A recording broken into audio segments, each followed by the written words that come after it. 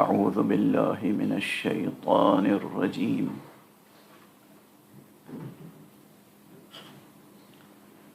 بسم الله الرحمن الرحيم. الحمد لله رب العالمين، والصلاة والسلام على أشرف الخلائق أجمعين،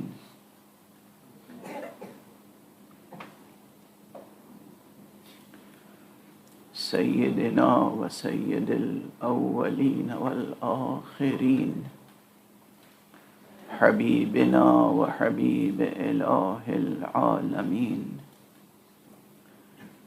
إمام المرسلين وخاتم النبيين، أبي القاسم المصطفى محمد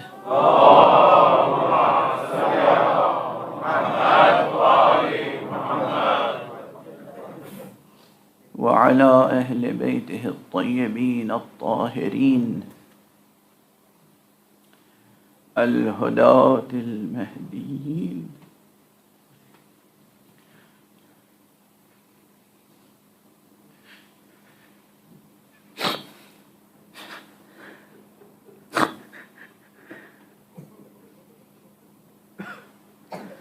المعصومين المظلومين، واللعنة الدائمة على أعداء الحق والدين. أما بعد، فقد قال الله تعالى عز اسمه في محكم كتابه ومتقن خطابه: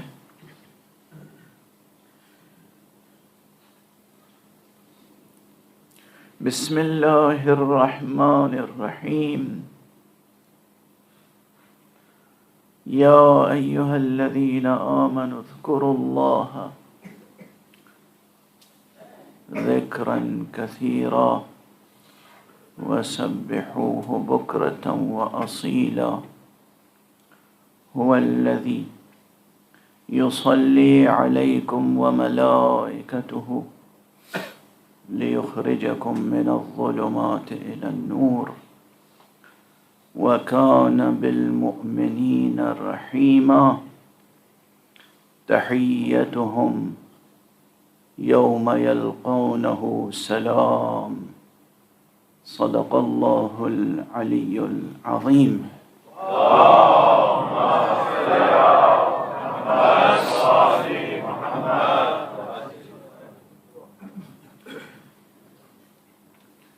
روز اربعین ہے، اور یہ روز وہ ہے جس کی خصوصیت زیارت ہے۔ زیارت کے معنی ہوتے ہیں لقاء، زیارت کے معنی ہوتے ہیں ملاقات، یعنی جو لوگ اہل دل ہیں، اہل بصیرت ہیں، اور جن کی چشم قلب واہ ہے، ان کے لیے یہ دن مقرر کیا گیا ہے کہ آج وہ امام سے ملاقات کر سکتے ہیں۔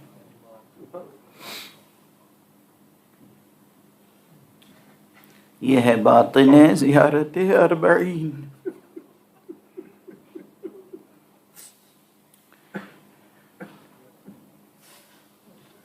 کیا عالم ہوتا ہوگا ان اہل دل کا جب وہ اپنے امام کو دیکھتے ہوں گے سر سے پیر تک زخمی ہی سے۔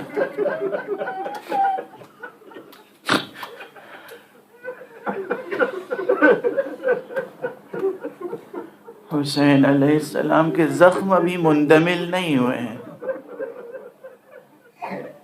یہ زخم قیام قیامت تک تازہ رہیں گے۔ حسین کا جسم مبارک ایک گلبن کی طرح ہے، یعنی گلاب کا ایک پودا ہے، اس پہ زخموں کے گلاب کھلے ہوئے۔ اجرکم علی اللہ، زیارت اربعین اصل اس کی لقاء ہے، لقاء ملاقات، ملاقات امام کا دیدار۔ کاش کہ ہم میں سے ایسے افراد پیدا ہو جائیں،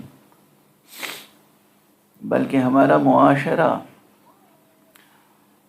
فرد فرد ہم میں سے ایسا ہو کہ وہ اس سفر کو طے کر لے جس سفر کے لیے کہا گیا ہے کہ هو الذی یصلی علیکم وملائکتہ لیخرجکم من الظلمات الی النور، کہ وہ پروردگار وہ ہے جو تم پر رحمتیں نازل فرماتا ہے اور اس کے ملائکہ رحمتیں لے کر نازل ہوتے ہیں تمہارے لیے، تاکہ تم ظلمتوں سے نور تک کا سفر طے کرو۔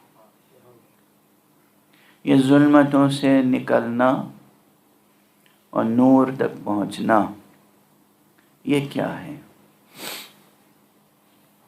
جو اس سفر کو طے کر لے گا اس کے لیے یہ آسان ہے کہ وہ دیدار امام کر سکیں۔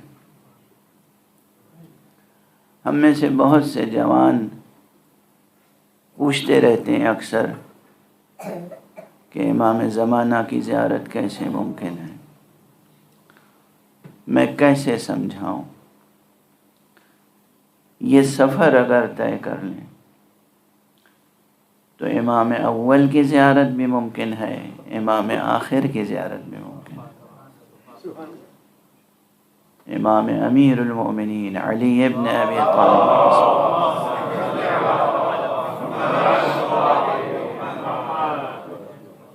ان کا دیدار بھی ممکن ہے، امام حسن کا دیدار ممکن ہے، امام حسین کا دیدار ممکن ہے، امام سجاد کا دیدار ممکن ہے،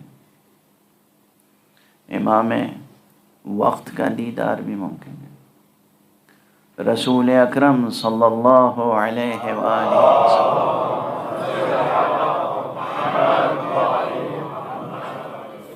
ان کا بھی دیدار ممکن ہے، مگر یہ ممکن تب ہوگا جب آپ اس سفر کو طے کریں، خروج من الظلمات الی النور، ظلمتوں سے نکلیں نور کی طرف بڑھیں۔ یہ سفر ممکن ہے، اگر ممکن نہ ہوتا تو قرآن مجید میں اس سفر کے اہتمام کا تذکرہ نہ ہوتا۔ یہ سفر ممکن ہے، اگر ممکن نہ ہوتا تو کسی ناممکن امر کے لیے اللہ اپنے نبی کو مسئول نہیں بناتا۔ یہ سفر ممکن ہے، اگر ممکن نہ ہوتا تو ائمہ اطہار کا یہ وظیفہ نہ قرار دیا جاتا۔ یہ سفر ممکن ہے، اگر ممکن نہ ہوتا تو ہمیں اور آپ کو اس کا مکلف نہ بنایا گیا ہوتا، اس لیے کہ مکلف بنایا جاتا ہے اس امر کا جو امر ممکن ہو۔ نماز پڑھنا ممکن ہے، اس لیے نماز ہمارے لیے تکلیف شرعی ہے، ہم مکلف ہیں۔ وہ مکلف کون ہے؟ پروردگار۔ اس نے وہ علیم ہے، حکیم ہے، اور صرف علیم و حکیم ہی نہیں ہے، رؤوف ہے علی العباد، مہربان ہے اپنے بندوں پر۔ تو ایک مہربان رب، ایک مہربان پرورش کرنے والا کوئی مشکل کام نہیں سپرد کرتا اس کے جس کی پرورش کر رہا ہو، بلکہ پرورش کرنے کا اسلوب یہ ہوتا ہے کہ جو مشکل کام ہوتا ہے اسے بھی آدھے سے زیادہ خود انجام دے دیتا ہے، اس کے بعد آخر میں کہتا ہے اچھا اب یہ تم کر لو۔ تربیت کے یہ طریقے ہوتے ہیں۔ بچوں کو جب نوالا کھلاتے ہیں ماں باپ تو پہلے اسے اپنے منہ میں چبا لیتے، جب وہ نرم ہو جاتا ہے تو نکال کے بچے کے منہ میں ڈال دیتے ہیں۔ یہ ہے پرورش کا طریقہ۔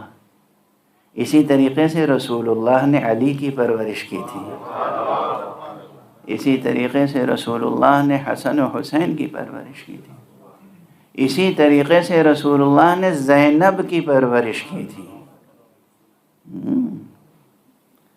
یہ جو جناب زینب کی فصاحت و بلاغت و علم کا سرچشمہ تھا، یہ دنیا والوں کی سمجھ میں نہیں آتا کہ جب علی ابن ابی طالب نے منبر پہ ارشاد فرمایا تھا سلونی سلونی قبل ان تفقدونی، اس کے فوراً بعد یہ جملہ ہے کہ ھذا لعاب رسول اللہ، مجھ سے پوچھ لو جو پوچھنا چاہو، یہ لعاب رسول ہے جو میرے دہن میں اور میرے سینے میں محفوظ ہے۔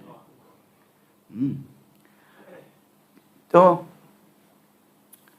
رسول اللہ صلی اللہ علیہ وآلہ وسلم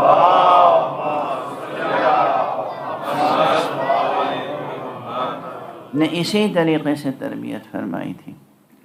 اب اس میں ایک اشارہ موجود ہے کہ یہ ایک عام روش ہے پرورش کرنے والے کی، تربیت کرنے والے کی، کہ جس کی تربیت مقصود ہوتی ہے اس کے لیے مشکل کو آسان کر کے اس کے سپرد کیا جاتا ہے۔ یہ نظام الہی ہے، یہ نظام ربوبیت ہے۔ معبودیت اور ربوبیت دونوں میں ایک رشتہ یہ ہے کہ ربوبیت تمام بندوں پر لطف و مہربانی کی انتہا کر دیتی ہے، اور عبودیت بس اتنا چاہتی ہے کہ اس پرورش کرنے والے کو پہچان لو اور اس کا شکر ادا کرو اور کفران نعمت نہ کرو، یعنی اس کو چھوڑ کر کسی ایسے کا دامن نہ پکڑ لو کہ جو تمہاری کسی مشکل کا حل نہیں کر سکتا۔ اصل مسئلہ یہ، پرورش کا اصل مسئلہ یہ ہے کہ عبودیت، یہ جو طلب سجدہ ہے اور طلب قیام ہے، قیام للہ، رکوع للہ، سجود للہ، اور اعتراف باللہ، کلمہ لا الہ الا اللہ کی جو اس قدر اہمیت ہے، وہ صرف اس لیے ہے کہ دیکھو کسی ایسے کو اپنا معبود نہ بنا لو کہ جو تمہاری کسی مشکل کو حل نہ کر سکتا ہو۔ ورنہ خود اللہ سبحانہ و تعالی، بہت بار یہ جملہ کہہ چکا ہوں کہ اللہ سبحانہ و تعالی کوئی نعوذ باللہ 100,000 بار نعوذ باللہ خوشامد پسند بادشاہ نہیں ہے۔ وہ یہ نہیں چاہتا ہے کہ آپ واہ واہ سبحان اللہ کیا کہنا حضور سرکار، آپ کا جیسا تو کوئی نہیں۔ وہ خوشامد پسند بادشاہ نہیں ہے۔ تمام عبودیت، کنہ عبودیت یہ ہے کہ تم پہچان لو کہ شان ربوبیت کس میں پائی جاتی ہے۔ تم کسی ایسے کے سامنے سر نہ جھکا دو کہ جو تمہاری کسی ادنا سی مشکل کو بھی حل نہ کر سکتا۔ بہرحال تو یہ امر ممکن ہے، کیا امر؟ خروج من الظلمات الی النور، ظلمتوں سے نکل کے نور تک پہنچنا یہ ممکن ہے۔ یہ ممکن ہوگا کیسے؟ سفر شروع کہاں سے ہوگا؟ کیسے وہ مرتبہ حاصل ہوگا کہ ہم امام کا دیدار کر سکیں؟ مرنے کی شرط نہیں ہے، میں اس دنیا کی بات کر رہا ہوں۔ آج کی یہ مجلس یاد رکھیے گا، عمل کی کوشش کیجیے گا۔ یہ کیسے ممکن ہے کہ اس دنیا میں رہتے ہوئے آپ زیارت معصوم کر سکیں؟ لفظوں سے زیارت نہیں، ان آنکھوں سے۔ چشم قلب بھی واہ ہو اور یہ چشم سر بھی واہ ہو۔ ان آنکھوں سے معصوم کی زیارت کیسے ممکن ہے؟ دیدار، ملاقات.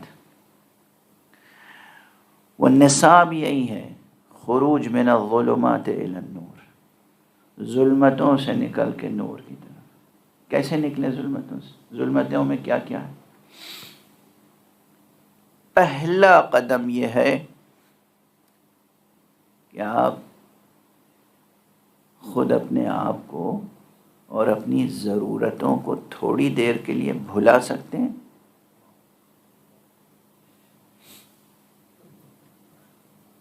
توجہ ہے میری طرف؟ تھوڑی دیر کے لیے اپنے آپ کو اور اپنی ضرورتوں کو بھلا سکتے ہیں.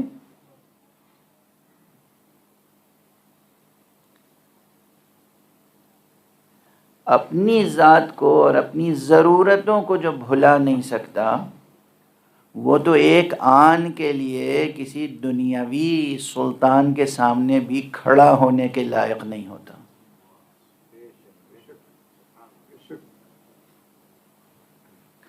آپ کو معلوم ہے کہ دنیا میں حاکموں کے سامنے کھڑے ہونے کے آداب کیا ہیں؟ حضوری کے آداب کیا ہیں؟ پرانی کہانیوں قصوں میں تو سنتے ہی ہوں گے، پڑھتے ہوں گے. آج بھی یہی ہے. پہلے ایک بڑا سا تخت ہوا کرتا تھا، اس پہ ایک بادشاہ بیٹھتا تھا. اب اس تخت کے ٹکڑے کر دیے گئے، ہر ٹکڑے سے کرسیاں بنا لی گئیں، ہر کرسی پہ ایک بادشاہ بیٹھا ہوتا ہے. ان کے سامنے کھڑے ہونے کے کیا آداب ہیں؟ بس ان کا خیال رہے، ان کے سامنے جب کھڑے ہوں تو آپ اپنے کو بھول جائیں. پریکٹیکلی یہی، ٹھیک ہے نا؟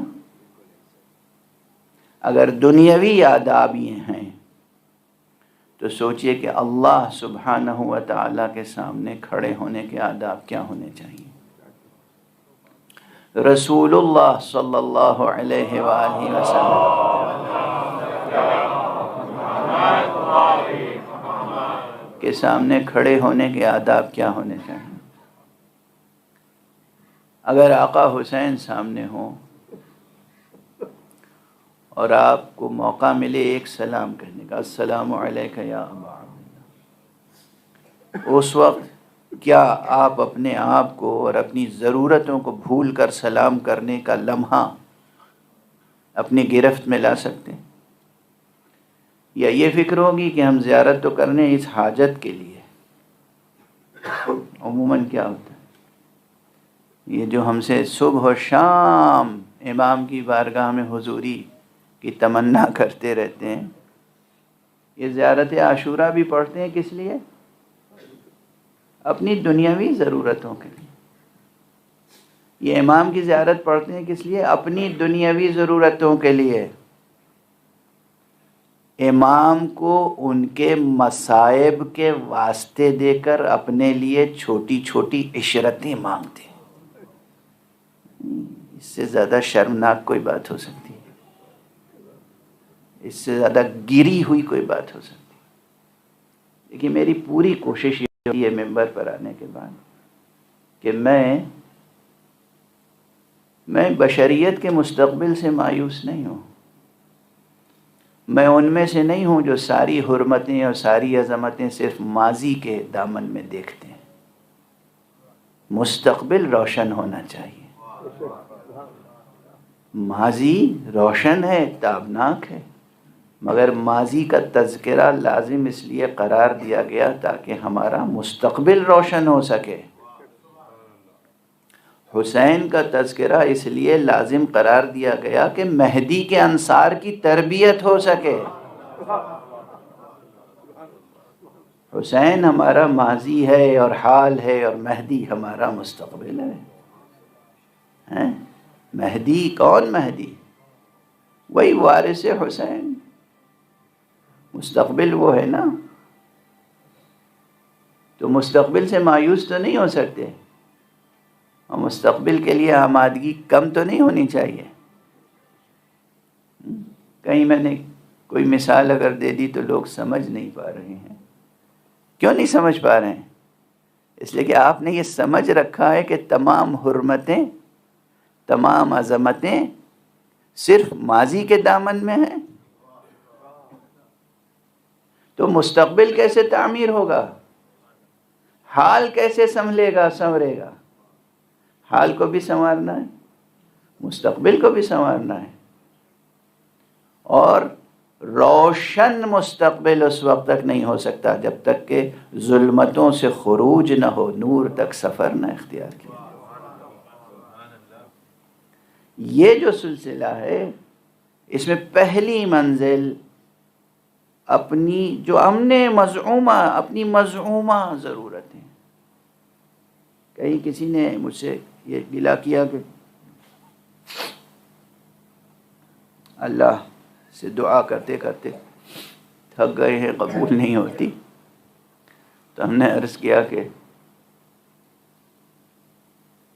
اللہ نے ضرورتوں کو پورا کرنے کا وعدہ کیا ہے، ہوس کو پورا کرنے کا وعدہ نہیں کیا۔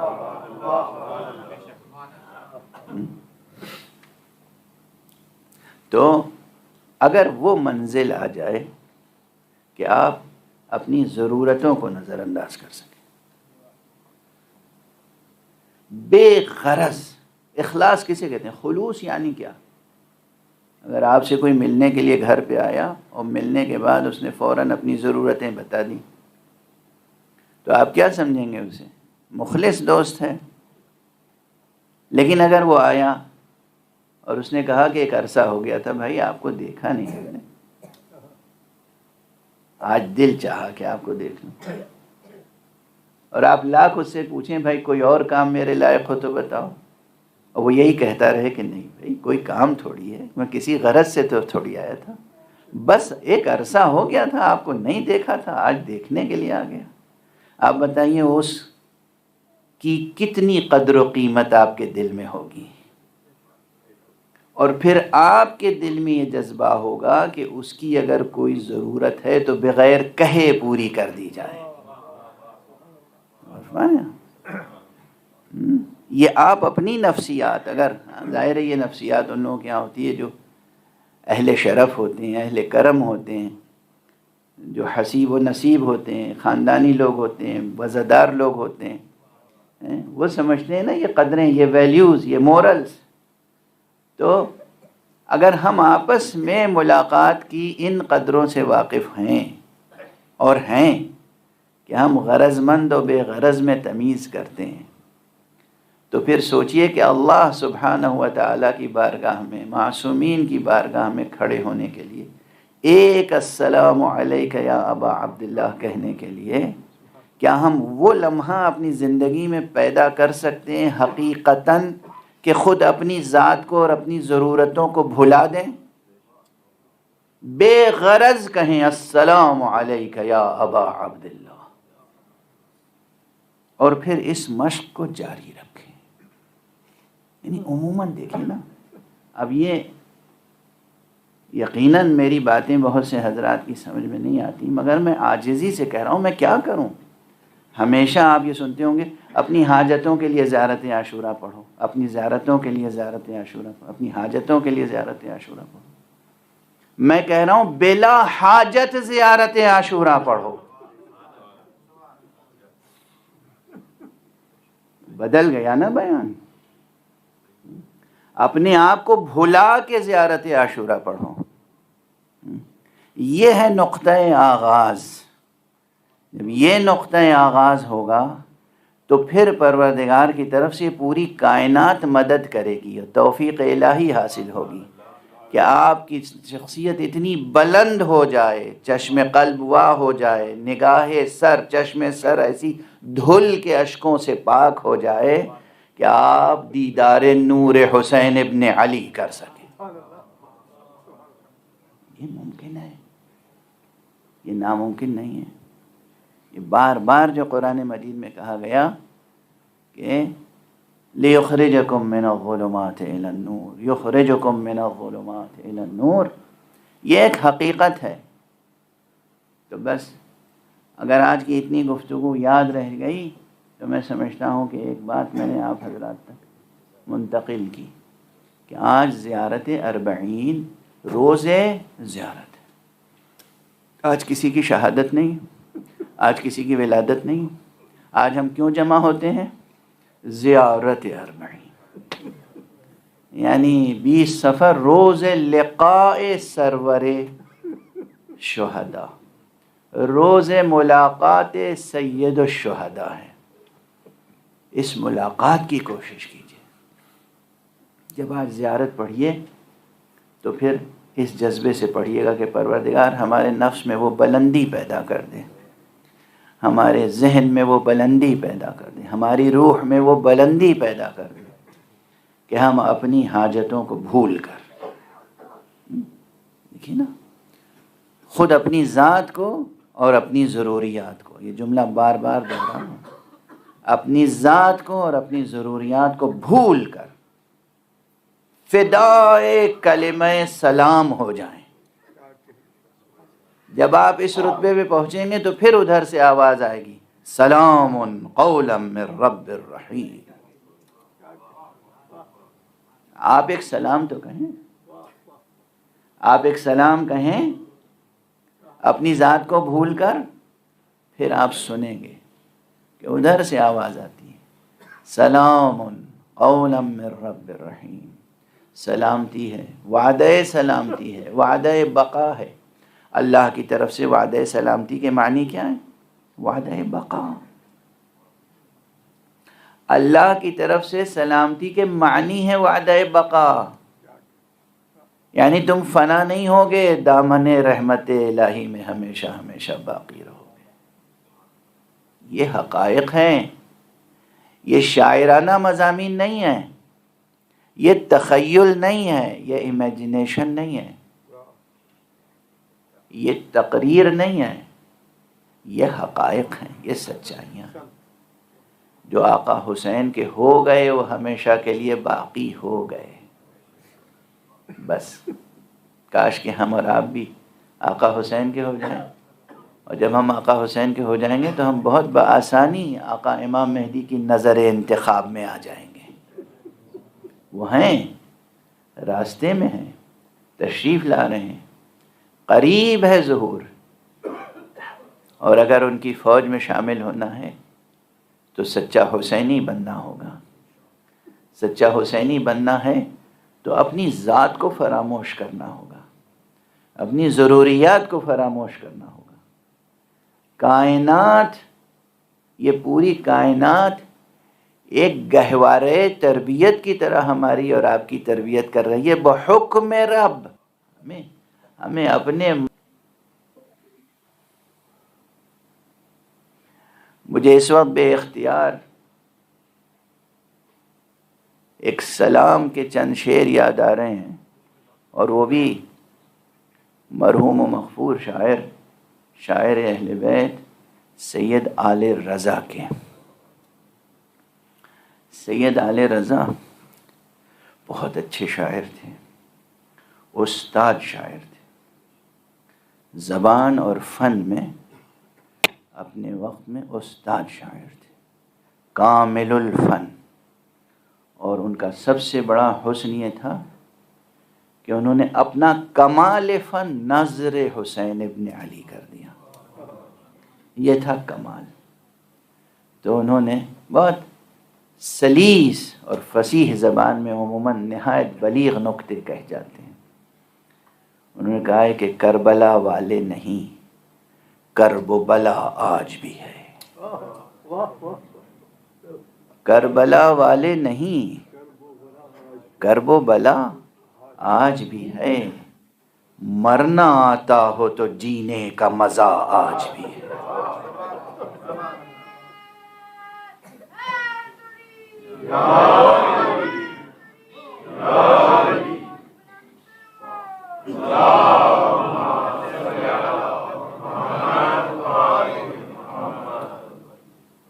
کربلا والے نہیں، کرب و بلا آج بھی ہے، مرنا آتا ہو تو جینے کا مزہ آج بھی ہے۔ یہ مرنا آنا یہ کیا ہوتا ہے؟ یہ مرنا آنا کیا ہوتا ہے؟ مرنا کیسے آتا ہے انسان کو؟ اسی طرح آتا ہے کہ کسی کی محبت میں خود کو بھلا دے انسان،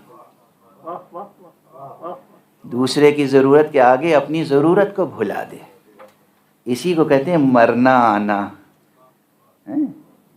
یہی وہ سفر ہے جو ظلمتوں سے خروج کا سفر ہے۔ مرنا آتا ہو تو جینے کا مزہ آج بھی ہے۔ روح تعلیم حسینی نے بنائے انسان،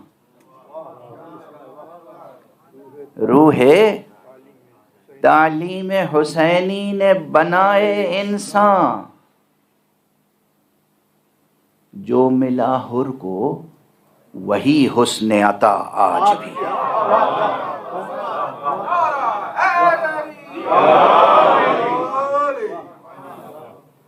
روح تعلیم حسینی نے، روح تعلیم حسینی نے بنائے انسان، جو ملا حر کو وہی حسن عطا آج بھی ہے۔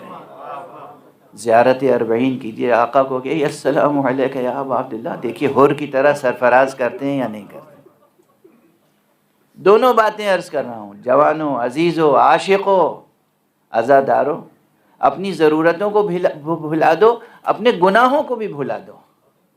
مایوس نہ ہو کہ ہم بہت گناہ گار ہیں تو توبہ کیسے ہوگی، بس حسین کے ہو جاؤ، بس حسین کی۔ روح تعلیم حسینی نے بنائے انسان، جو ملا حر کو وہی حسن عطا آج بھی ہے۔ مشکلیں ہم نے بڑھا لیں کہ مسلمان نہ رہے۔ اس زبان سمجھیے گا، اس میں جو دو حرفی ایک کلمہ ہے کہ اور چھوٹا ہے کہ، یہ کہ حرف تعلیل ہے یہاں پر، یہ بیان سبب کے لیے ہے۔ مشکلیں ہم نے بڑھا لیں کہ مسلمان نہ رہے، پریکٹیکلی ہم مسلمان نہیں رہ گئے اس لیے مشکلیں ہیں، ورنہ اسلام بڑا عقدہ کشا آج بھی ہے۔ مشکلیں ہم نے بڑھا لیں کہ مسلمان نہ رہے، ورنہ اسلام بڑا عقدہ کشا آج بھی ہے۔ اسلام پڑھیں تو صحیح، اسلام تو آپ پڑھتے نہیں، آپ تو شاعروں کا کلام پڑھتے ہیں بس۔ میں بھی ایک شاعر ہی کا کلام سنا رہا ہوں، لیکن یہ وہ شاعر ہے جو اسلام شناس ہے، یہ وہ اسلام ہے جو حسین شناس ہے۔ اس لیے میں حوالے میں ایسے معیاری شعراء کو پیش کرنا چاہتا ہوں کہ جو پیغام حسینی کو صحیح طور پر پہنچانے والے شعراء ہیں۔ کسی خاص طبقے کی کبھی تنقید مت، ذاکر حسین ہے، اس کی خاک قدم میرے لیے سرمہ چشم ہے۔ اور دل سے کہتا ہوں، جو زائرین امام حسین ہے، کچھ نہیں ہے، ذاکر نہیں ہے، نوحہ نہیں پڑھتے، سوزخانی نہیں کرتے، کچھ نہیں کرتے، سچے دل سے حسین کی زیارت کے لیے قدم اٹھاتے ہیں، ان کے قدموں سے جو خاک اڑتی ہے اس میں بھی شفا ہے۔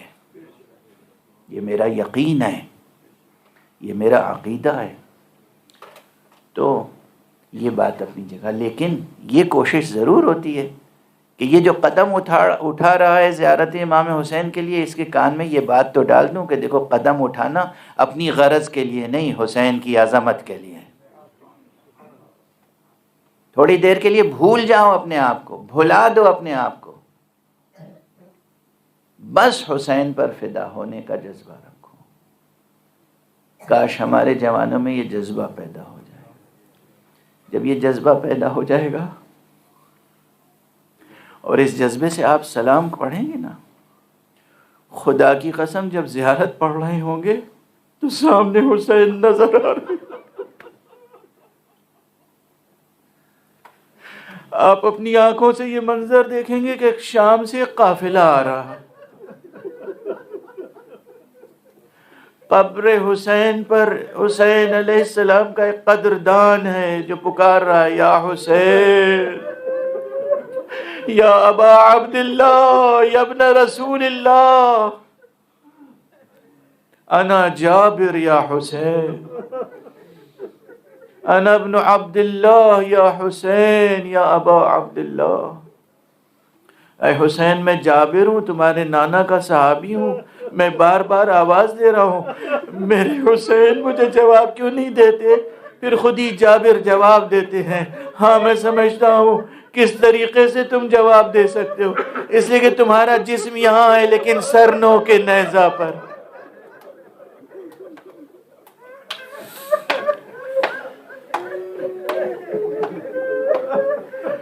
تمہارا جسم یہاں ہے، تمہارا سر نو کے نیزہ پر ہے، تم کس طرح جواب دے سکتے ہو؟ یہ راز و نیاز کی باتیں ہو رہی ہیں کہ ایک مرتبہ جابر اٹھتے ہیں اور اپنے ساتھی سے کہتے ہیں ذرا دیکھو کوئی قافلہ تو نہیں آ رہا ہے۔ جیسے معلوم ہوتا ہے کہ عالم مکاشفہ میں حسین نے کہا ہے جابر میری بہن آ رہی ہے استقبال کے لیے۔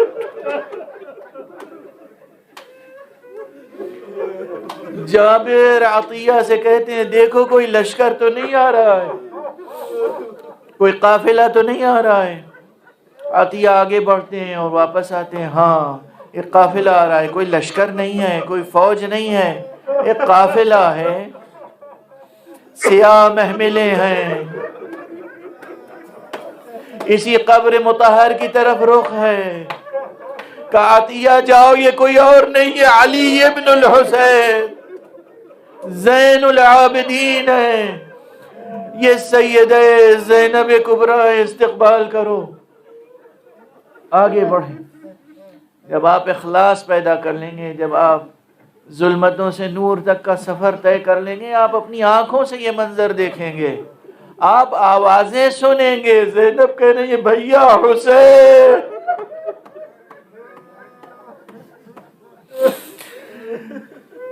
میں قید خانہ شام سے چھٹ کر آ گئی ہوں بھیا، مگر میں شرمندہ ہوں، آپ کی امانت وہیں دفن کر۔ رقیہ بنت الحسین، وہ 3.5 سال، وہ 4 سال کی بچی میرے ساتھ گئی تو تھی مگر واپس گئی۔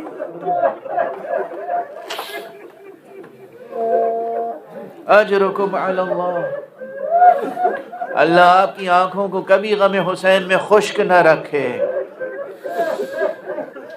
اللہ آپ کی زیارتوں کو قبول فرمائے، آپ کی عزاداریوں کو قبول فرمائے، آپ کے آنسوؤں کو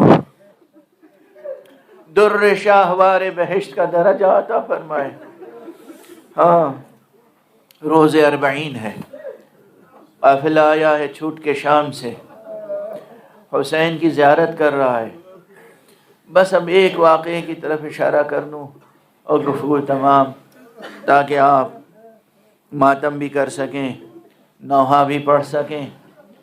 ایک روایت یہ ہے، معتبر کتابوں میں ہے، کہ جو آیا ہے قافلہ، اس قافلے میں جناب زینب ہیں، اور جناب زینب کے جذبات کون اندازہ کر سکتا ہے، لیکن جذبات کے ساتھ ساتھ جناب زینب پر ذمہ داریاں بھی ہیں۔ تو یہ بات جناب زینب کی زبان سے نہیں آئی ہے روایت میں، کہ جب سید سجاد نے مدینے کے لیے عزم سفر کیا اور قافلے سے کہا کہ اب مدینے جانا ہے، تو بی بی جناب زینب تیار ہو گئیں، سب بیویاں تیار ہو گئیں۔ ایک بی بی ایسی تھی جس نے کہا بیٹا زین العابدین مجھے یہیں کربلا میں چھوڑ دو، اجرکم علی اللہ، اجرکم علی اللہ۔ یہ بی بی رباب، یہ بی بی وہ ہے جس کا 6 ماہ یہی کربلا میں ہے، اور جس کی گود کی پالی 4 سال کی بچی شام میں رہ گئی۔ میں عموماً سوچا کرتا تھا یہ تمنا رباب نے کیوں کی، مگر ذرا سے غور کرنے کے بعد بات سامنے آ گئی. کسی خاتون کی زندگی جب تک شادی نہیں ہوتی، بچیوں کا سہارا ماں باپ کا گھر ہوتا ہے، فطری طور پر، شرعی طور پر، قدرتی طور پر. اور جب شادی ہو جاتی ہے تو شوہر کا گھر. اور اگر خدا نخواستہ شوہر بھی نہیں رہ گیا تو پھر اولاد. لیکن رباب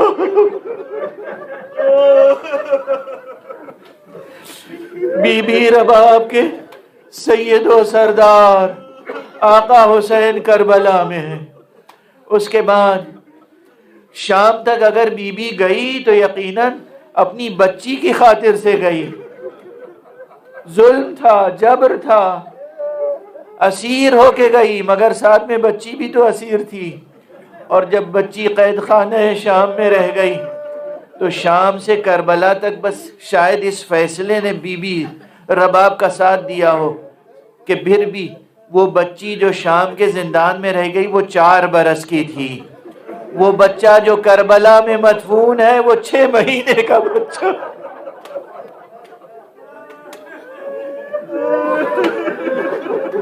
بی بی رباب کربلا تک آ گئی. اس کے بعد جب مدینے جانے کا وقت ہوا تو سید سجاد سے کہا بیٹا سید سجاد تم جاؤ، سب کو لے کر جاؤ، مجھے یہیں کربلا میں چھوڑ دو. کہا آپ کیا کریں گی مادر گرامی، کیا کریں گی؟ کہا وہ سامنے دریا بہ رہا ہے، میں پانی لاؤں گی، پیاسوں کی قبروں پر پانی کا چھڑکاؤ.